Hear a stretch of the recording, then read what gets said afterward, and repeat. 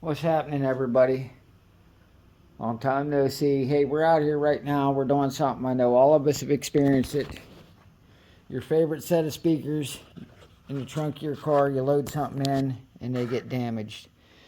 These JLs are probably some of the best selling speakers on the market, but today we're going to fix them. We went in just on eBay and ordered some foam replacement kit, which come with the glue. And we're just going to tear them down here, take them apart, clean all the old glue off, and put new cones on, or new foam surround on them. The cones are good, the speakers are good. Tommy had them in the trunk of his car. He accidentally put some stuff in there and caused them to get screwed up. I said, luckily we can fix this stuff relatively easy. It's not bad. So first thing we'll start by, we'll peel this edge off here. It just snaps over. Pretty simple to take apart. I got a couple screws still stuck in here. I do got to get that out. But we'll get this off, and we'll get the old surround off and get everything separated. We got to get the screws out. Hold on 1 second. Alright, we had a couple screws stuck there. But first you're going to start by, on these JLs, they have like this rubber, really nice trim piece. That's going to take it off, and then you're just going to have to remove the original foam that's damaged. You're just going to find a spot and just start peeling this off. This is actually the second or third set of foams I put on these speakers through the years. Had these speakers probably 20 years, but said I give them to Tommy to put in his car. And he really likes them. So we're going to get the old foam off.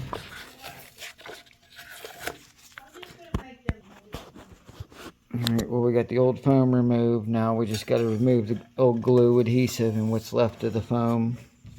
I do it with just a wire brush on a drill.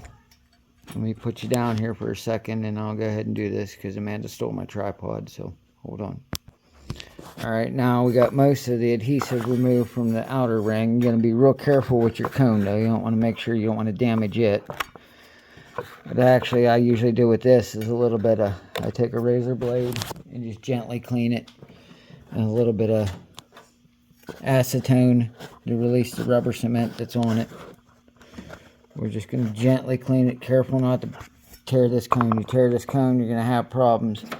So don't damage it in any way. We'll get a rag and we'll clean this up.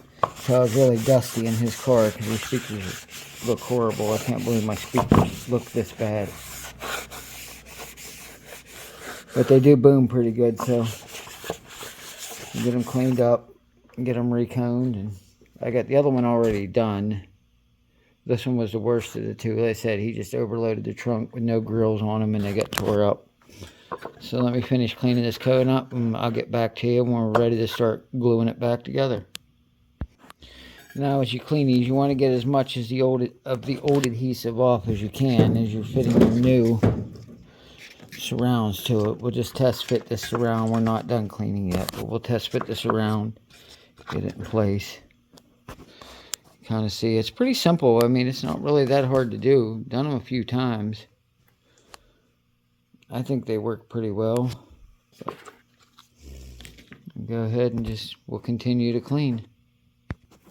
Alright, the key to this is, like it says, get it cleaned up best you can. You can have a light layer of glue there, but you don't want any of the old foam in there to keep it from sticking. I mean, it would probably work like that, but you don't want nothing loose because these things take a pound and you don't want to have any reason for the glue to come loose. So we'll finish cleaning up this metal ring here. We got the inner cone about as clean as we're going to get it. They said there is some residue of glue, but we got all the foam out. Mostly, a couple places, and then we'll get everything set up. Alright, well, with the majority of the surface clean here, we're just going to go ahead and apply a light layer of the rubber cement that's supplied in the kit. And we'll put the cones on. This stuff sets up pretty quick, so once you start working, be ready to go with it. Put a light layer all the way around.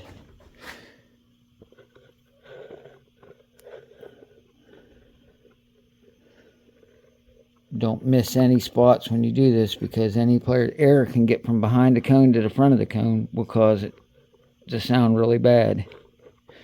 So make sure you get 100% of the perimeter glued.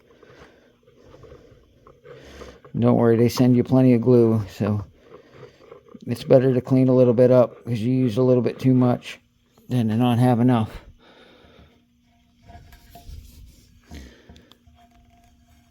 Just get a layer around the outer.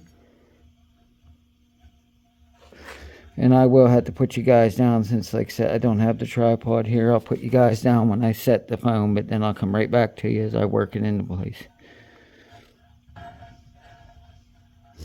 You want a nice layer around the perimeter, as I said, nice and even. It looks pretty good. Let me put you down and set the foam on. Alright, we're back. We got the foam on. Now you just want to work it. Slowly get it in all the right places and work it down nice against the edge where it glues. You know, it's still a little soft, so you got to be careful sometimes to put your fingers behind it and work it. But basically just gluing it on. I mean, any fool can do this.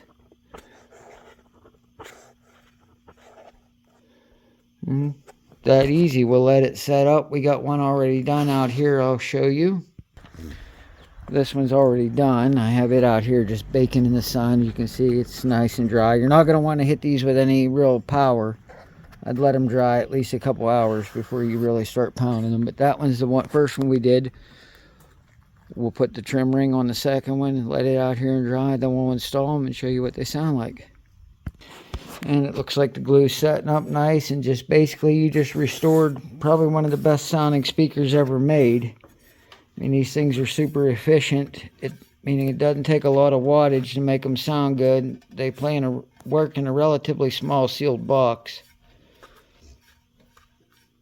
And that's simple. I mean, these things, I don't even know what these things cost. I mean, yeah, you can still find them new, but they're expensive. And for like $25 for that kit, the foam surround kit, you just restored them.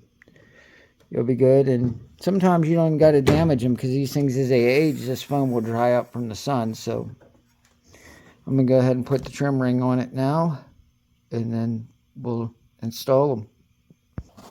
Well, there you go, ladies and gentlemen, like it never happened. One set of repaired JL Audio subwoofers. Back to rattle windows and annoy more people.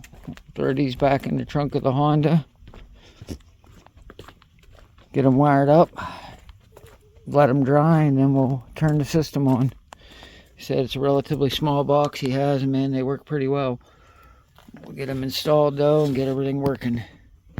And there they are, done and working. Just that easy. You can restore your speakers and save you some cash. Not kill us copyright music before we get a strike, but it's that easy. $25. The speakers are back up and running good. Everything's working good. We'll catch you later. And remember, guys, you can sleep in your car, but you can't race your house. See ya.